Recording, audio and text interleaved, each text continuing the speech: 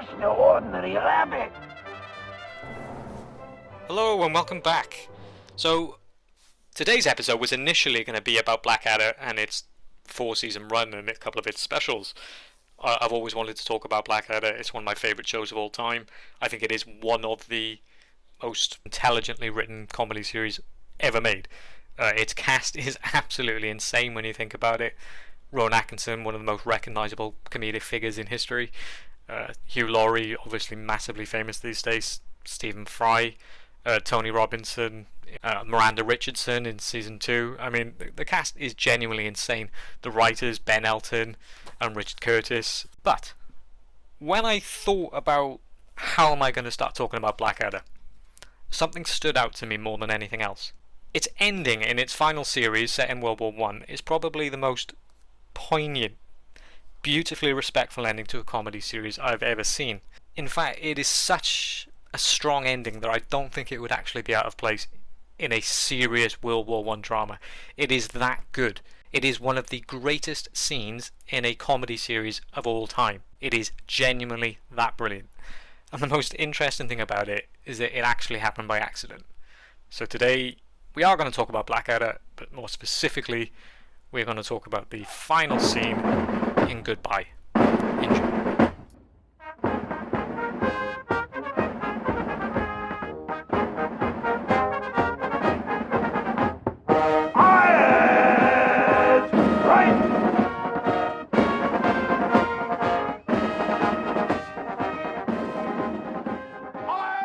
The 6th and final episode of the 4th series, the last series of Blackadder, is titled Goodbye. It's an apt title considering the material. The series is set in World War I and is very claustrophobic. It's set in the trenches and it really does become the quintessential situation comedy. They are literally stuck where they are and it's all about the characters. I think it is actually the strongest series of Blackadder, and that is saying something. It's hilarious throughout, but it's also thought-provoking. It's engaging. It can get quite emotional, you know? But this final episode, Goodbye, is more than the sum of its parts. We know as the audience, hundreds of thousands of people from nations all across Europe were killed. So even against the backdrop of what is an absolutely hilarious comedy, slapstick, it's stupid, it's silly, it's just funny, we know the inherent tragedy underneath it all, and the final scene plays into that. Yes, Lieutenant. I'm scared, sir. I'm scared too, sir. I mean, I'm the last of the tiddly-winking leapfroggers from the golden summer of 1914. I don't want to die. Really, not over keen on dying at all, sir. Hugh Laurie's last few words as George, while they're waiting to go out over the top, they hit you. All the way through, George sees the entire war. It's like a game. It doesn't mean anything to him. He doesn't recognise the inherent tragedy of what's going on around him. He doesn't seem to recognise that people are dying. He doesn't seem to recognise that war isn't glorious. To him, that's what it is. War is glory. War is fun. War is exciting. And then when it finally comes to him having to walk over the top, he's scared. It's a real human moment, and I don't think I can actually stress how strong of a moment that is when you watch the show. Obviously, they're also joined by Captain Darling, who throughout this series has been an antagonist to Blackadder and the boys.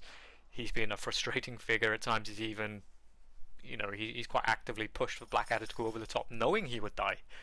And when you see Darling there with Blackadder, George and Baldrick in the trenches, ready to go over the top, he too shows his fear. He too recognises what is happening. Blackadder himself, he knows he's a goner. He knows he can no longer get out of it. He's tried the entire series run to avoid going over the top because he knows what that means. He is the only one who recognises what war truly is. But it's at this point he stops playing games. He stops trying to be funny and sarcastic, and he acts like a human being. He acts like a captain to his men. He puts on a brave face, and he takes them over the top. We even get one final joke.